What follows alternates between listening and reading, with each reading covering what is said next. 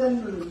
आणि आपली लोकशाही जर आपल्याला बलशाली करायची असेल तर प्रत्येकाने आपल्या संविधानाने दिलेला, आपल्या राज्यघटनेने दिलेला, आपल्या सर्वांना मिळून दिलेला हा मतदानाचा हक्क, अधिकार आणि मतदानाचं आपलं राष्ट्रीय कर्तव्य प्रामाणिकपणे बजावायचं आहे. मतदान हा लोकशाहीचा आधार आहे. मतदान हा लोकशाहीचा पाया आहे.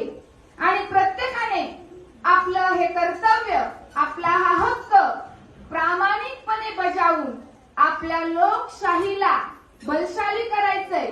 आपल्या सर्वांना ही सुवर्ण संधी आहे.